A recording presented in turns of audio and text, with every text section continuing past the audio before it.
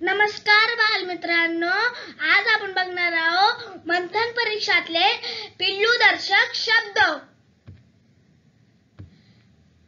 गाईचे वासरू, म्हशीचे रेडकू,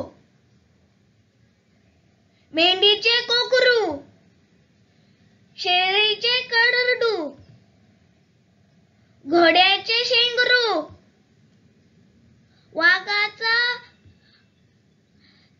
बछडा किंवा बच्चा, पक्ष्याचे पिल्लू,